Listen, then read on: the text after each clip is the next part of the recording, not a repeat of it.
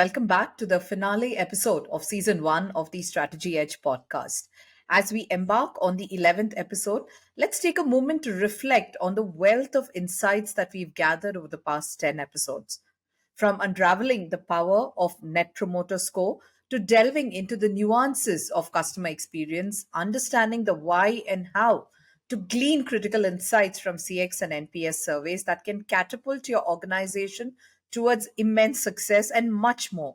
Each discussion has been a masterclass in elevating these business strategies. And thank you, Chris, for sharing all these wonderful insights. Oh, thank you, Keertana, for giving us the opportunity to share this with listeners. Now we are about to tackle the pinnacle, which is the most critical aspect of CX NPS success, which is understanding the economics behind a CX or NPS program and using it as a critical tool to earn leadership buy in. Thank you once again. I do hope in today's episode you will help us unravel the economics that is tied to a CX or NPS program, which can reveal not just the metrics, but the tangible impact on the growth and operational efficiency of any organization. Um, in this episode, I hope we also get to explore the art of securing executive support and decoding the why and how behind influencing leaders effectively. So, to begin with, Chris, what do you perceive as the economics that you have found with an NPS program or a CX program? Yeah, so that's a great question, Keertana, because they are interlinked. If you don't understand the economics, you can't sell to your executive. You've got to remember that a business, I mean, most businesses, unless they're a not for profit or a government organization, exist purely to achieve an economic outcome, right? So if you can't actually, connect the dots in terms of the economics, you won't get executive buy-in, right? It's just not going to happen. And even if you do get some semblance of a buy-in where they actually say, yes, yes, it's the right thing to do, we're customer focused, if that economic link is not there, it will be a bit of lip service. It'll sound like it's right, but the support won't be there. So it's absolutely critical to link the economics to the whole program. Now, what are the economics? So, in a way, it's a no brainer, right? So, if you look at NPS, there are three categories. There are promoters who give you a 9 or 10 in terms of the likely to recommend. There are passives who are your 7 and 8, and then your detractors who give you a 0 to 6. Now, it's pretty fundamental and it's common sense, and most people should know this because, I mean, intuitively know this anyway. But if you're a promoter, then chances are you're more loyal to the brand, right? You will stick longer. If you're a promoter, you will, recommend them to other people. You're saying you're likely to recommend. So if you get a chance, you'll do that. And the fact is that you will generally be more positive to the brand. You're less likely to complain and so on and so forth, right? On the flip side, if you're a detractor, means you have some kind of issues, right? You may not stay with the brand and you may actually send out negative word of mouth. So you stop people from actually being clients, right? So we did this exercise for an insurance company to really get a sense of what is the economics in the insurance space. And what we found is when you factor in all these things, the loyalty, the word of mouth, the share of wallet, all of it together, a promoter is literally worth more than two times an average customer, right? When you consider, customer lifetime value, share of wallet, impact of word of mouth, so on and so forth. A passive is like an average customer, but a detractor is like one minus customer, correct? So it's like a tug of war between these two segments. So you've got detractors who are actually taking value away from your business, and then you've got promoters who are adding value to the business. And it's a no-brainer because negative news sells, so negativity is way more powerful. So what we found in our research is that if someone hears a negative story about a brand, on average, they need to hear five positive stories about the brand before they'll consider it. So negative word of mouth is very powerful. So what have you seen in terms of hardcore numbers? This is what we've seen. So like I've said, promoters are typically worth two times. We've seen loyalty is almost 2.5 times, higher with promoters than it is with detractors. In fact, many detractors are on their way out, which is why it's best practice when you get a detractor to actually call them back. And that's an economic benefit, because when you call them, you're potentially stopping them from leaving you, right? But the other bit we've seen is we've actually seen in B2B, where you have businesses that deal with clients who can go to more than one supplier for the same product or service. Share of wallet becomes very critical then, right?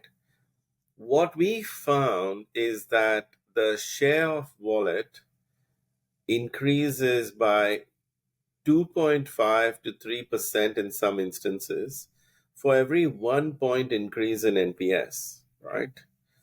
Now, when you look at this, you go, wow, that's amazing. So that's effectively, if you look at it, it's like kind of like your market share. It's kind of like your revenue, right? So when you look at that, you go, wow, that's amazing. But it makes perfect sense. It's just that no one has actually calculated it, right? Because, the greater your likelihood to recommend, the more likelihood are you to stay and buy additional products, right? It's a no-brainer. But no one has actually taken the trouble to calculate it. But this is what we found. So that is huge, right? Now, early on, Bain and Co. and Satmetrics did some research that showed that brands in a category that had the highest NPS score were growing at 2.6 times the category average, right? Um, but they also enjoyed, 15% lower operational costs, which is quite interesting. Because the fact of the matter is that the growth part people get, because you know what? At the end of the day, you get more word of mouth. Your very own customers become your ambassadors. They are more loyal, and hence you grow. Because if you have a loyal base, it's a foundation towards growth. Because you can every new customer you get is growth on top. But if your business is like a leaking bucket where you get new customers in and then old customers go away, then your status quo more or less remains the same, right? So that is a driver of growth as well. The reduction in operational costs was interesting, but what actually happens is, especially when you listen to detractors, you find out what's wrong with your business and you make those changes and you improve your operational efficiencies. But when you look at loyalty as an example, right? I mean, that is massive, especially in the service business. So just simple mathematics. Supposing your loyalty rate is 90%. So 90% of people will stay with you, 10% will leave every year, right? That gives you an average life roughly. The maths is a little bit more complicated than what I'm sharing with you. Roughly of around 10 years, 9 to 10 years, right? For that cohort, correct? If you just go down to like 80%, right? So from 90% to 80%, so 80% loyalty rate, that means 20% leave you every year. That lifetime value drops to like 5 years, right? So the quantum of it is huge. So loyalty is very, very critical. People have this term. It costs a lot less to keep a customer than it costs to get a new one, and that's very true. So the economics are extremely, extremely sound. And if you're not customer centric, you're literally leaving money on the table, right? You're creating a business where you know you don't really know where your source of sale is coming from, which brings me to the next point. So we've done studies across various industries. The maximum source of sale, so the primary source of sale is word of mouth, we've seen up to 51%, but typically in most industries it ranges from 20 to 30%. That is a big source of sale that comes from primarily from word of mouth, right? So there are the economics is just massive, right? It's common sense and it's massive. The trouble is, I find people haven't done the economic analysis. Once they do it, they go, that's a no-brainer. I mean, just yesterday I showed um, a chart that showed promoters, detractors, passives continue to purchase, right? And promoters was like 3 times the continued to purchase scale as detractors were. In fact, the promoters are definitively going to continue to purchase, right? So the economics are huge, and then the question becomes, how do you actually do it? So, Yeah. how exactly do you get executive buy in? Because I think this is the most critical question that probably every CX manager or CX head or every professional who is working in the CX space has. Yeah, absolutely. So I've talked about the economics, and you need to use that as a leverage point to get your executives. But how do you get them on board anyway? So let me go back to you. In my younger days, I was working with our call center to improve the whole customer experience at the contact center, and we achieved a record score, 4.1 out of 5 customer satisfaction. We'd never achieved it before. And I was all excited, and I ran into my CEO's office and I said, guess what? We're doing all this work with the contact center. We got a score of 4.1. That's a record score. We've been sitting at 3.5 for years, blah, blah, blah, blah, blah. And he looked at me and he said, oh, he didn't seem very impressed. And I said, so what's wrong? He said, look, he said, right now we are struggling with getting new sales. You've come to me with this customer satisfaction thing and acting like it's a big result, but fundamentally, our sales is not good. Our sales results are not good. So I said, okay, fair enough. And he said, the contact center people, they are saying, oh, your survey is good and all, but it's just a sample size. They get operational data all the time. Every call, they manage this, that, and all sorts of reports are available. So I said, yes, but that's purely operational. That's not the voice of the customer, right? That just tells you how many calls you do. And he said, yes, yes, I get that. But he said, I can't see the link, right? Then he went a step further and he said, I think we should cancel your customer satisfaction program. Anyway, to make a long story short, I managed to convince him to keep it. I managed to explain to him that as a business, if you don't have a voice of the customer, you're flying. And I managed to convince him to stay. But the lesson I learned from that is you have to link customer initiatives with the objectives of the business and the CEO, right? Right. If you don't actually connect it, then it's not going to work. Now, the funny thing is that I'll tell you the tale of two CEOs. Okay, all right. Now, this is not to do with customer programs or NPS. It's to do with something else we do, which is employee engagement. We strongly believe that the link is inextricable. If you want engaged customers, you've got to have engaged employees first. But this is a conversation. It's a tale of two CEOs. CEO number one, I went to and presented the employee engagement results, and they weren't all that good. Yeah. And his response was, I think in my category, culture is not that important, right? Now, my definition of culture is it's the way we do things around here inside a business. So I just looked at him. I was a little bit flabbergasted and lost for words, but it was literally like a case of the way we do things around here is not important. And how do you convince someone that it is? Do you know what I mean? So I tried, but some CEOs unfortunately just don't get it, right? I'll give you another example. The second CEO, I went to him and I said, you know what, you need to do an employee engagement program. And he said, why? We pay our staff, don't we? That should be enough. Why do we need to engage with them? So I immediately showed him the economics, right? The fact that an engaged employee, in terms of discretionary effort, the fact that they go above and beyond is twice as much as a disengaged employee. I showed him stats in terms of they are way more loyal, and the cost of keeping an employee, is nothing compared to the cost of losing an employee. So if you lose an employee, people have estimated the cost of replacing it in terms of rehiring, skills development, training, blah blah blah, is anything from 50% of the annual salary to 200% of the annual salary, right? So when I showed this to him, it immediately clicked. He understood the economics straight away, and he proceeded with an employee engagement program, and he proceeded onto it in a big way, and it was massively successful. So sometimes CEOs just won't get it. The trick is you have to be persistent. There was one customer centric initiative that I went to the executive in 10 times, and the 10th time I got it through. And of course, the main thing when you do that, persistence is key, in terms of being successful. But you can't do the same thing, then you're a woodpecker, right?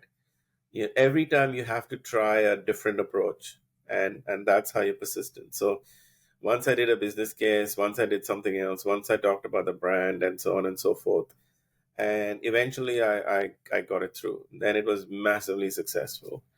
Um, which kind of like brings me to the next point, which is, trying different approaches. So before you try and influence someone, you need to understand what already influences them. Okay, it's no point. And one of the tools I use is, core human needs, six core human needs, which is derived from Maslow's hierarchy of needs. And it's something that Tony Robbins and Chloe Medenas push a lot. And I find it to be very, very useful, right? Now, the six human needs are a need for significance, right? A need for connection and love, a need for certainty or safety, or a need to be right, a need for variety and fun, then two other needs, which is a need to contribute and a need for growth, right? And these core needs, by the way, are universal. They're not values. Values is what do we value. A core need is a core thing that is common across the board in terms of gender, religion, geography, culture, etc. But it varies. So some people have a greater need for significance. Someone have a greater need for connection. To give you a sense, typically CEOs have a great need for significance, right? As do politicians, as do rock stars, right? Connection, on the other hand, is different, and people who take up professions like teaching and nursing have a strong need for connection, right? So it does vary, like creative people have a strong need for variety, as an example, right? So when you're actually trying to influence your exec team, including your CEO, you need to understand, first of all, what are their core needs. So out of the six needs, two or three bubble up to the surface. So if their need is significance, then you will communicate to them about, what, if you do this program, you'll be an admired brand. A need for significance, you can communicate in terms of, if you do this, you will defeat your competitors. You can appeal to a need for significance, and this is where one good thing about benchmarking is you can say, what, XYZ has a better score than us. That will drive significance and you'll get it through, right?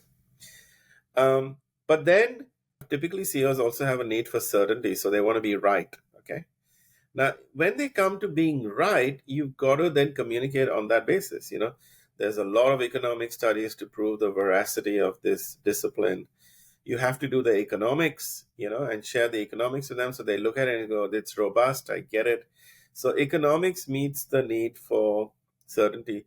You can talk about the fact that it's tried and tested, and a lot of people use it, in a really, really good way, the economic benefits, etc.